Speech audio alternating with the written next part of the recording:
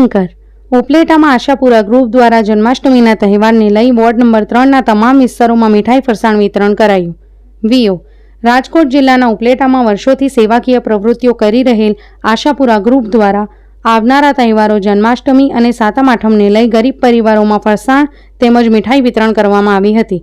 આ સંસ્થા દ્વારા ઘણા વર્ષોથી ઉપલેટામાં જન્માષ્ટમી પર જરૂરિયાતમંદોને મીઠાઈ વિતરણ સહિતની અલગ અલગ સેવાકીય પ્રવૃત્તિઓ કરી રહ્યા છે, જેમાં વિદ્યાર્થીઓને નોટબુક વિતરણ, મેડિકલ સહાય તેમજ સામાજિક પ્રવૃત્તિઓ કરી રહ્યા હોય અને હજુ પણ ગરીબ લોકો અને બાળકો માટે વધુ સેવાકીય પ્રવૃત્તિઓ કરી બનાવવાની ઈચ્છાઓ વ્યક્ત કરી રહ્યા છે.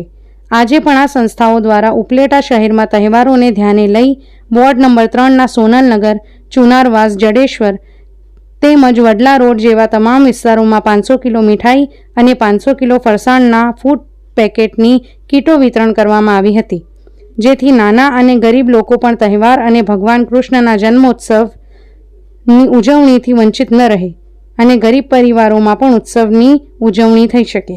Byte Chandrapalsinh Jadeja, reporter Razak રાવકુંડા.